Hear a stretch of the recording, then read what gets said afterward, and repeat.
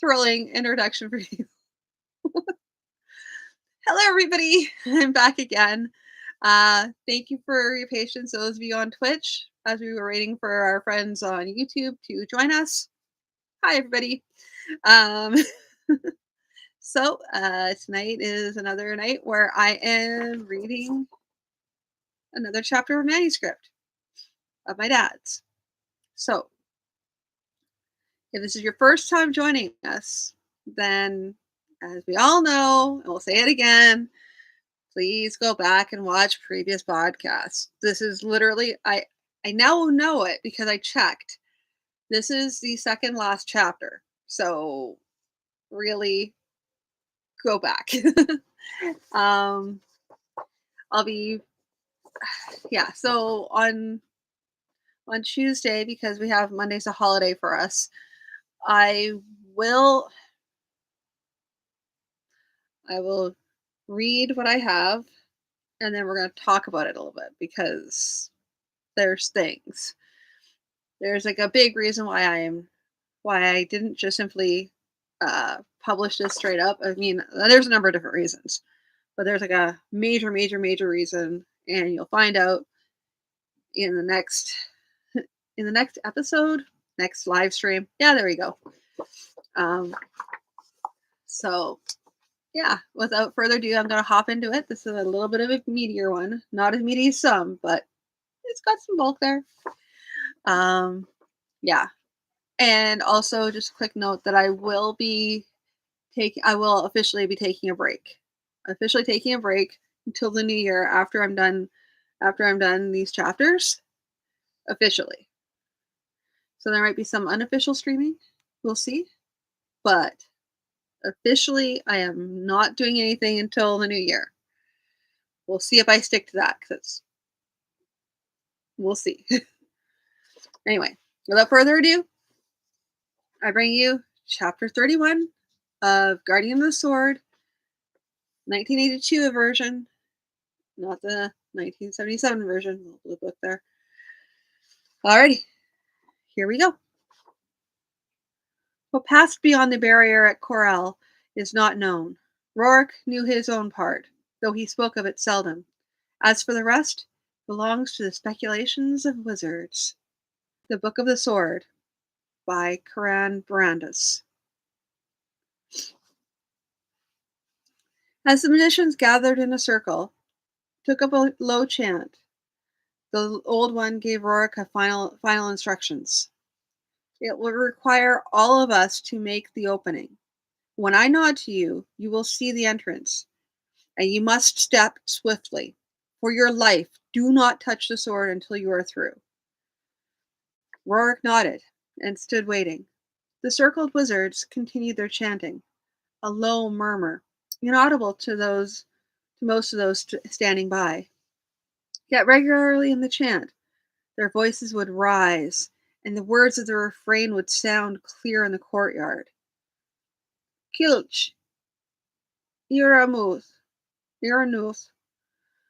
Tenhellam, Ilotu, Linta, Highland, Tel Galalun, Helfta. Yeah, I hadn't read this at a time, so I didn't know. Butchering it now. I know some of this is Welsh, and I do apologize to my Welsh brethren. But not all of it is. We'll talk about that later. And ever as the chant went on, their aspect changed, and they seemed more powerful, and they instilled awe in those around who thought they saw in them the shadows of magicians of the elder days, before the world was changed. Fedrin, standing at Connell's elbow, spoke softly. So the elder folk sang in those far days when they first battled against the darkness. Connell regarded him as a trifle strangely, and Fedrin's eyebrows rose. So it is sung in the Northland, at any rate. Perhaps this lore is not known in the south. There was a shimmering glow in the air before the magicians. All as all watched, this grew in size and brightness until it was as large as a man, and so brilliant that one could scarcely look on it. The old one nodded, and Rourke stepped quickly forward. He felt a strange sensation which des- he could not afterward describe, and a sudden warmth at his side where the sword hung in its sheath. Then he was standing at the foot of the stair, looking up at the Hygerian who stood there. The magician's smile was cruel and triumphant. Rourke of Aventure, welcome, welcome! I had hoped to take your king, but you will do, both as an object for revenge and an injury to him. I have heard much of you and your ability, but even should fortune smile on you and you slay me.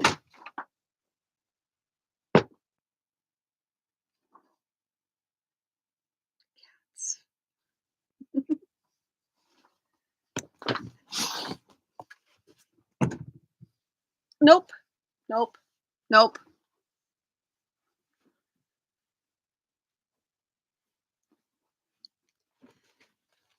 Thank goodness we're on live TV here. Sorry, guys. That was a cat fight. Hmm. Where was I now? Oh, yes. The brave climax of the story. Okay, let's try this again, shall we? Let's do that. There was a shimmering glow in the air before the magicians. As all watched, this grew in size and brightness until it was as large as a man, and so brilliant that one could scarce look on it. The old one nodded, and Rourke stepped quickly forward. He felt a strange sensation which he could not describe, and a sudden warmth at his side where the sword hung in its sheath. Then he was standing at the foot of the stair, looking up at the Hygerian who stood there. The magician's smile was cruel and triumphant. Rourke of Aventure, welcome, welcome! I had hoped to take your king, but you will do, both as an object for revenge and an injury to him. I have heard much of you and your ability, but even should fortune smile on you and you slay me, I doubt you will return to your place. So die, fool! Rourke had already drawn his sword when he sighted the magician. The Dark One raised a shining ebony rod in his hand and struck it, struck with it as with a whip, and from a whip, ceased to lightning came from the tip. But Rourke had already brought the sword up in parrying position. The lightning disappeared against that gleaming blade. Rourke bounded up the steps with two thoughts in his mind. He must guard himself against wizardries with the sword, and he must come close enough to strike down the magician. Twice more, dread bolts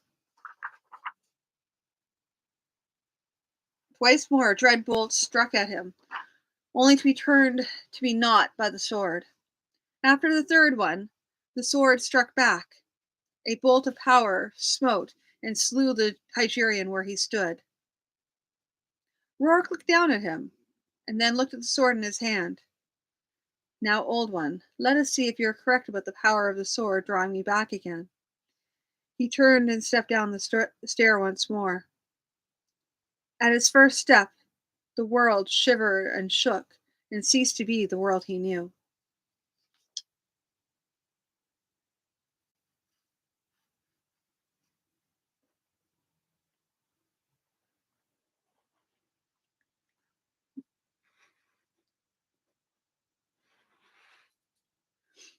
Kael of Versek looked down the valley where the Baka were gathering for their final charge. Of the 300 who had come with him from the start, only 20 remained, and behind them the people were passing through the gate. He turned to his 20. Go now, I send you forth. When next they come, so few in no way halt them, but I may do so if I remain alone. So few could in no way halt them, but I may do so if I remain alone. One of the boldest bowed. How will you do this? I will give myself to Trolf. Yet, Yes, even I, who ceased to give the bloody one honor these many years. Do you not think that, to gain my soul, he will hide the last of our folk as they pass through the gate? Go, and think kindly of me hereafter. And such was the force of his personality that they turned and went away, leaving him. The Baka began their advance again, and Kael spoke the dread words of summons, asking for the aid of Tralf in preventing the big men from coming upon the people as they fled. A thick darkness rolled suddenly forward from behind him, and he could no longer see the advancing foemen.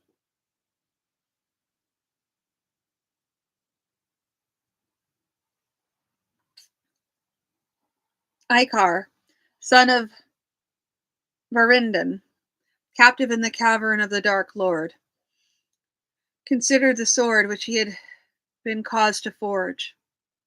In his wrath, after the hunters had destroyed his father's farm, he had been taken by the Dark Lord's servants. Fine and careful words had been put before him, and he had been led to see himself, bearing the blade which he would make by the Dark Lord's instructions, smiting foes and righting great wrongs. He would take the sword, and with it he would make a kingdom here, a kingdom in which he would rule all things, and see that all was done in accordance with right and justice. The things he had done to forge the blade, even the most dread of them, he had made right for himself by looking to the later and greater good he would do with it. But the placing of the dread runes upon the blade had driven all the fair lies into the open, revealing what stood behind them. The sword itself would ensnare him now. It would bind his soul to the purposes of the Dark One, and he would never be free. A king he might very well become, but a king enthralled to a force of dread intent. The creatures of the Dark Lord, jubilant for the completion of the sword, capered and sang.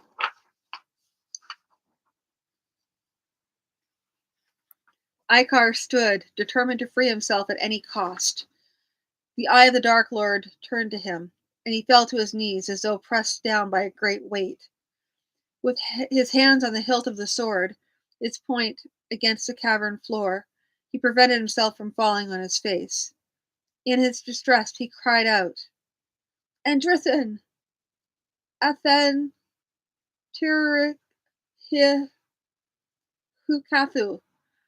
Ila Thal! Above the vast timber gate closing the mouth of the cavern, a pinhole of light struck down, beaming upon the runes of the blade. Before him, the runes writhed and shifted, and were no longer terrible. Rather, they shone with a light and glory which brought Ikar to his feet, crying in his own tongue, Andrithan, bringer of the Hope Stone, my thanks to you. He knew that the terrible deeds done in the forging of the sword would have to be repaid, but he knew that the payment would give no joy to the Dark Lord. The sword gleamed as he strode into battle.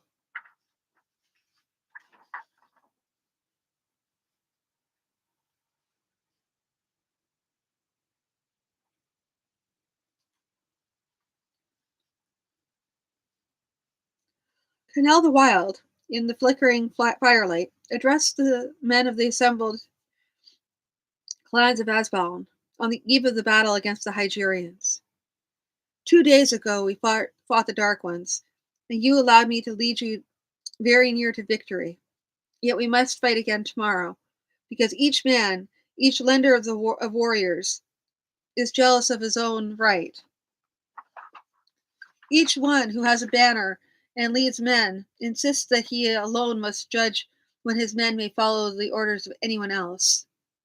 Each of us bears a banner. Each of our clans traces its lineage back to the great lords of the old island, and each insists that his family is to be respected the most for its past deeds above all others. If that be the argument, then let it be said and remembered that my lineage goes back to Moradin the Fair, last great king on the old island. Yet there is another and more pressing need, and it camps out there in the night. It wears a dark cloak, and it will eat us like little bare red apple, one bite at a time. If we stand together, now tell me, when you have chosen a war leader before, have you ever chosen one who has brought you so much success with so little loss? Lend me your support under this banner. He swung his red dragon up to the skies.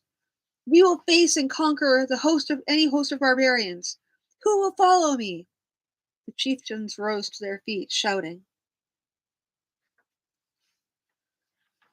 Connell of the Goths, Connell of the Gorths, as Balanian outcast and barbarian king, took from its hiding place the spell sword named World's Death. The morning for which Amerlin had bade him prepare was upon him, and the hosts of the Warlock Lord would be settling forth against him. Once they had conquered the Gorths, the hosts of races enslaved or deluded would be free to descend upon the Second Alliance in the south. They were depending on the Gorthic people. Yet, Amerlin had said that World's Death was barely equal to the weapons with which the Warlock Lord's host would bear. Connell, who had wielded World's Death one time, knew its awesome power, and had sworn it should not be revealed again. Yet, if that power were barely adequate, how could he ask his folk to fight such forces? He would go by himself to find and fight the mightiest among the hosts of Vandathar, so that perhaps they would draw back from the Gorthic lands. He stood and set out walking.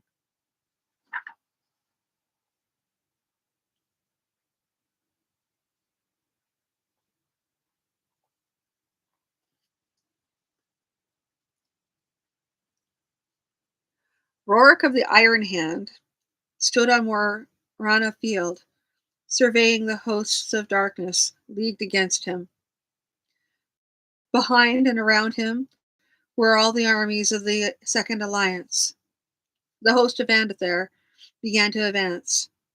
Rorik drew his sword and waited. Not to be confused with.